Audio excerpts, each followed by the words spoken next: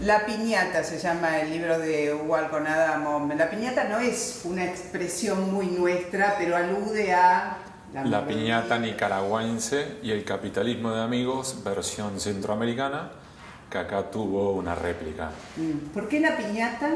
Porque allá por 1990, en la primera piñata, sí, el Frente Sandinista, cuando pierde el poder frente a Violeta Chamorro y se tiene que ir, rapiñaron, se calcula según cifras oficiales, 1.300 millones de dólares, cuando en ese momento, Mónica, el PBI nicaragüense era de 1.013 millones, es decir, se llevaron más que todo el PBI de todo un país de todo un año. Toda una enormidad. La piñata es una expresión muy nicaragüense, entonces, que alude a la mordida. En efecto. El Diego quedó atrás, digamos. El Diego, esto es incluso más. Por eso, ya no podemos hablar del Diego. Ahora, dentro de lo que fue esta década K, esta administración K, ¿hay una matriz propia de corrupción? En efecto, hay un sistema. Y lo que aquí es interesante, este libro comenzó no como una piñata. Este libro empezó, como si se quiere, como una suerte de manual o ABC de la corrupción. Y entonces jugamos con los distintos capítulos una letra. A, aerolínea, B, va S, Chicone. Imagínate. De hecho, es un manual porque si buscas datos o información, un nombre, una fecha, la encontrás. Exacto. Una letra. Pero lo que aquí empezó a salir a la luz, Mónica, era que de repente nos encontramos que mientras que íbamos avanzando capítulo por capítulo con dos colaboradores maravillosos, Iván Ruiz y Maya Castreblansky, empezaban a salir que algunas prácticas se repetían, que los jugadores se repetían y que había lo que nosotros empezamos a llamar, nosotros jugando entre nosotros, conectores.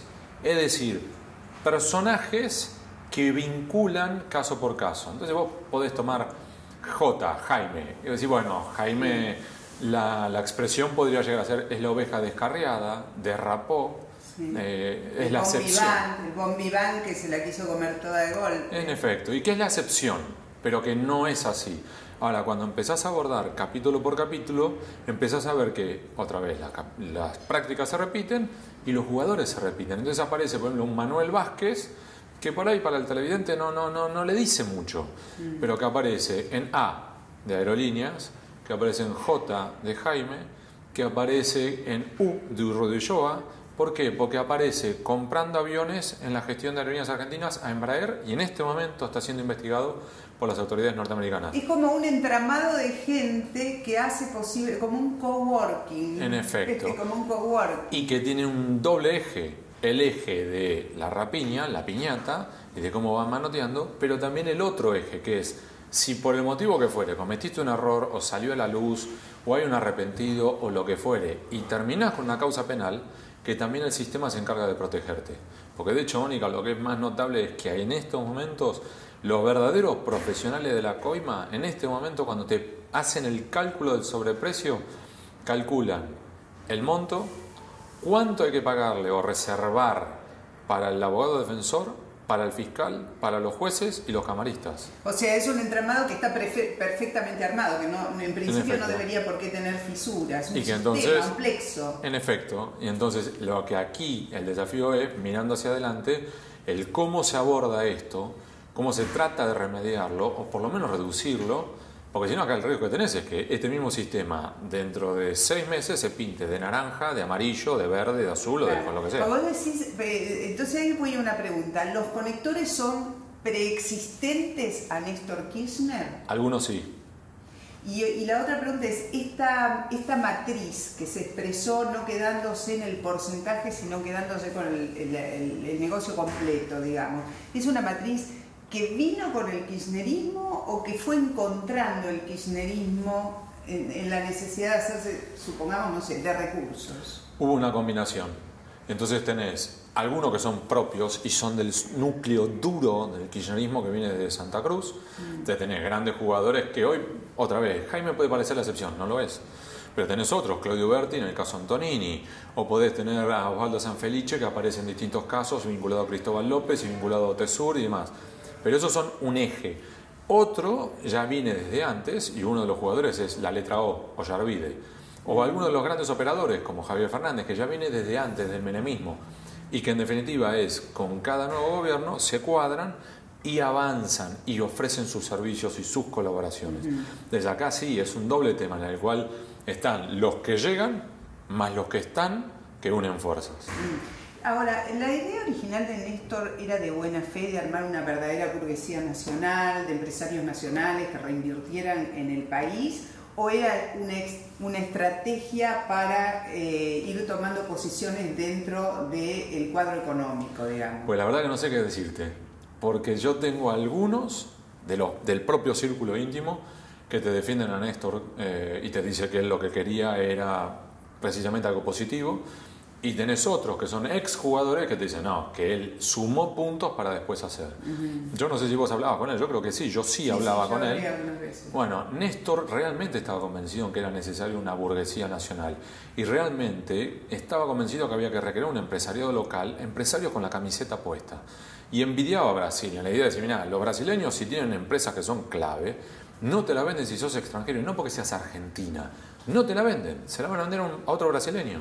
Entonces él promovía esto. Ahora, así como en Nicaragua, lo que empezó como una piñata y la idea central de esto era la idea de un poder permanente, seamos parte del poder, tenemos que sentarnos en la mesa del empresariado, derrapó como vos hoy tenés en Nicaragua algunos de los referentes del sandinismo viviendo en mansiones de 6 millones de dólares. ¿Te imaginas, Mónica? Si en Buenos Aires llamaría la atención a una mansión de 6 millones de dólares, imagínate Managua. Bueno, ahora, aquí lo que también tenés es lo mismo, es, más allá de si Néstor qué buscaba como objetivo final, él sí impulsó una burguesía nacional y hubo muchos empresarios ya existentes que crecieron. Pero eso se combina con otros, que vos tenés, por ejemplo, algunos que son parte del capitalismo de amigos, y por ejemplo tenés un Lázaro Báez, que constituye Austral Construcciones días antes que Kirchner entre a la Casa Rosada.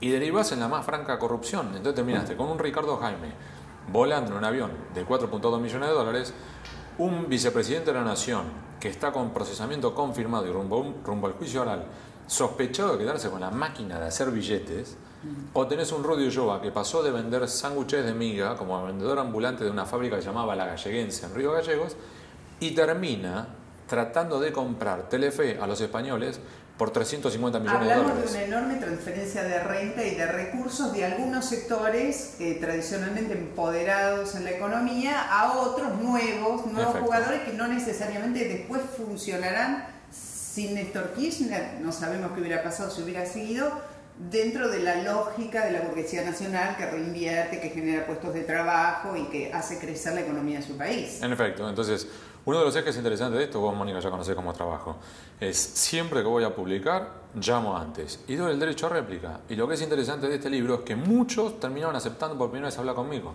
Entonces termino hablando, por ejemplo, en un caso puntual, con quien intermedió entre Néstor Kirchner y los españoles para el desembarco de los esquenazis en YPF. Y este intermediario, que es argentino, me termina contando que antes que ofrecerse a los esquenazis se los ofreció a Cristóbal López. Y hablo con la gente de Cristóbal López y me lo confirman. Y me dicen, sí, nos ofrecieron a nosotros entrar en YPF. La realidad es que todas tus notas siempre no tienen fisuras en el sentido de chequeo de la información. Eso está claro y es lo que avala, digamos, este libro que dije, uy, la piñata qué gordo es, qué piñatería, por favor, porque no es la piñata chiquito con 2 o 3 capitulitos. Y además lo he estado surfeando todavía, pero con mucho dato. Es que esa es la idea. Contado, pero mucho dato, nada de esa nada. Es que yo lo que quería aquí era precisamente eso, era contar y que el mismo lector vea. Porque aquí tenemos esta idea de decir, bueno, por ahí es un jugador. Y vos decís, bueno, por ahí el jugador justo, la acertó. De decir, si es Eskenazi en YPF. Y no es por un tema por Eskenazi, sino aquí es, por ejemplo, de repente, en el mismo periodo en el cual desembarcan los Eskenazi en YPF, en el mismo periodo avanzaron sobre las otras 3 grandes petroleras. Entonces tenés emisarios de Lázaro Báez golpeando la puerta de Shell, y esto lo tengo confirmado, emisarios de Ernesto Gutiérrez tratando de entrar en eso, y emisarios de Cristóbal López tratando de entrar en Petrobras. Entonces no es una petrolera. Ahí decís el coordinador era Néstor. Hay alguien que ahí de repente dijo, vamos. Ahora, hay un capítulo dedicado a Néstor Kirchner y a su personalidad en relación a la plata. Entonces mi pregunta ¿es la plata para sostenerse y acumular poder o el poder para hacerse de la plata? Esa es yo no encontré todavía esa. Bueno, es que en el caso de Néstor Kirchner yo creo que había una situación muy especial. Yo creo que él tenía un enorme desprecio por el dinero como el dinero en sí. A él le importaba nada. Bueno, de hecho no le lucía ni nada. se lo tiraba encima. Y realmente no era una pose de que él estaba cómodo con mocasines y una lapicera Bic. Él era así. A mí, de hecho, me caía muy simpático Néstor Kirchner. Y de hecho, para mí, los primeros 2 años de Néstor Kirchner, junto con los primeros 3 años de Raúl Alfonsín, son los mejores del retorno de la democracia. Entonces, una cosa no quita la otra. Ahora, por eso es que te hago esta pregunta, porque no parecería un hombre que quisiera la plata para gozarla, digamos. No, era en Nicaragua el objetivo original, después derraparon, pero el objetivo original de la piñata era el poder permanente, sentarse a la mesa del poder permanente. ¿Por qué? Porque consideraban que en la política vas y venís. Claro. Hay periodos y periodos. El único que se sienta a la mesa con el funcionario de manera permanente no es el funcionario, es el que está del otro lado. El que tiene poder económico. Y Néstor estaba convencido de eso. Y entonces él decía, tenemos que formar una burguesía nacional, que además es amiga nuestra. Entonces, al ser amiga nuestra, nosotros vamos a poder estar sentados en la mesa de las negociaciones, pero del lado del poder permanente. Digo, cada tanto nos olvidamos cómo protegió el dinero mandándolo afuera, ¿no? Entre otras cosas. Que ha quedado olvidada. Los fondos de Santa Cruz. Ahora, ¿Qué vos sabés que otra cosa? De los fondos de Santa Cruz yo tengo ahí y desgrano 10 de los jugadores que participaron en la ruta de los fondos de Santa Cruz. Los 10 después tuvieron protagonismo público o como funcionarios públicos o incluso en distintas operaciones que ahora están bajo sospecha. Y la otra pregunta que queda es, que queda de las tantas, ¿y Cristina, cuando muere Néstor, qué pasa? ¿Quién tenía la información de lo que estaba pasando? ¿De quiénes eran los Es una pregunta socios? maravillosa esa. Cuando yo hablo con los jugadores, lo que es interesante era, te cuentan todos que Néstor se movía con una dinámica radial, como el sol en el sistema. Entonces cada uno tenía una relación solo con él. Un operador judicial me lo contó a mí, de hecho el operador que se encarga de abordar la Ollarvide para cerrar la causa del enriquecimiento ilícito de los Kirchner. Y que Kirchner le dice, vos vas a hablar solo conmigo, nadie más. Que el propio Julio De Vido le pide una mano en un momento y él le dice, yo solo hablo con el presidente. Y esto se repite con múltiples jugadores, que todos te dicen lo mismo. Ahora, fallecido Néstor... Y de la manera que fallece. Que de manera súbita, no es que es una enfermedad larga que le permite a él acomodar las cosas. Sí. Lo que ocurre es que hay una readecuación de roles, algunos jugadores que empiezan a caer, a perderse. Entonces tenés Ricardo Jaime, Raúl Copetti, Rudy Ulloa, que empiezan a retroceder posiciones, Javier Fernández, y por el contrario otros que empiezan a crecer, que Néstor Kirchner respetaba, pero en otros roles. Por ejemplo, Carlos Zanini, o Julio De Vido, o incluso Máximo Kirchner, que hasta ese momento estaba allí en Río Gallegos tranquilo y empieza a ganar otro protagonismo. Y en esta línea hay una anécdota maravillosa que ahí me lo cuenta el operador, que en un momento, recordás que Néstor muere el 27 de octubre de 2010, fue un miércoles o un jueves, y recordás que desde entonces lo que ocurre es que están en el sur, lo trasladan a Buenos Aires al féretro para que aquí haya la última despedida en la Casa Rosada y vuelve a Santa Cruz, ¿recordás? Sí, claro. Y durante el fin de semana o lunes retorna finalmente Cristina a Buenos Aires, Quinta de Olivos, y la primera reunión, cuando vuelve a Casa Rosada, es con el operador que habla conmigo. Y le dice, contame lo que tengo que saber.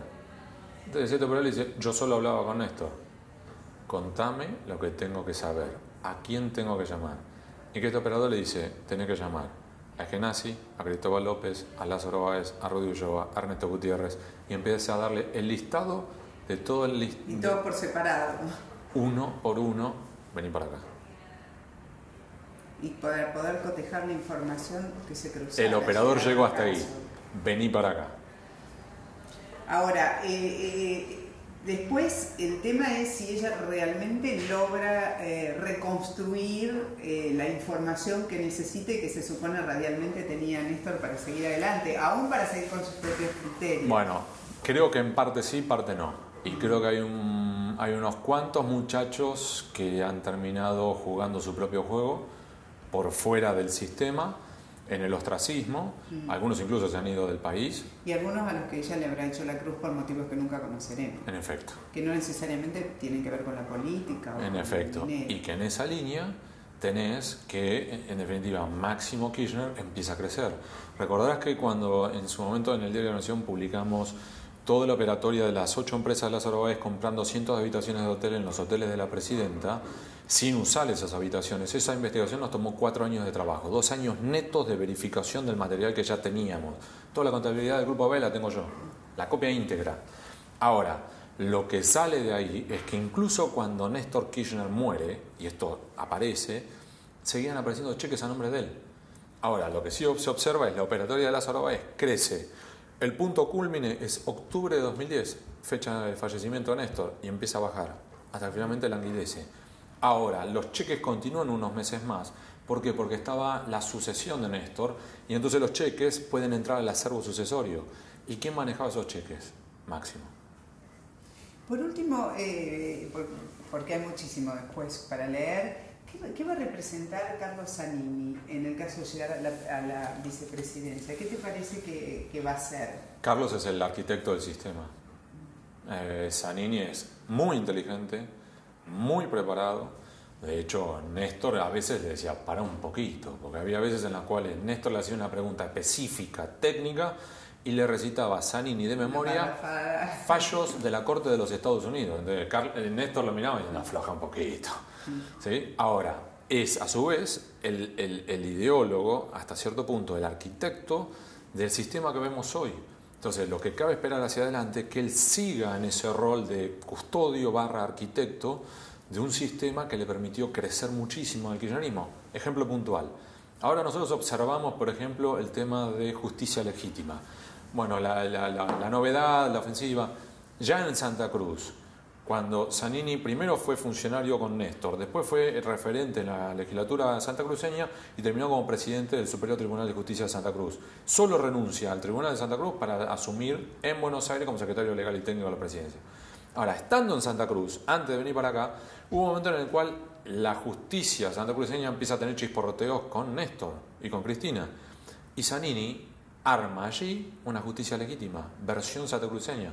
¿Por qué? Porque había 3 grandes referentes de la justicia allí en Santa Cruz, que estaban Eduardo Sosa, el procurador que luego fue desplazado, Marcos Olivadey y Andrés Vivanco. 3. Y Zanini se reúne con ellos y le dice, o ustedes se calman dentro de la Asociación de Magistrados de Santa Cruz, o yo les armo una asociación paralela. Y como siguieron los chiporroteos, lo que termina haciendo Zanini es logra que se modifique el estatuto de la asociación y mete dentro de la asociación, incluso para que pudieran votar hasta los secretarios y prosecretarios de los juzgados de paz de Santa Cruz. Modificó la cantidad y al modificar la cantidad tomó el control de la asociación. Bueno, la piñata, para el que quiera saber más, hay mucho más para saber. Hugo Algonadamón.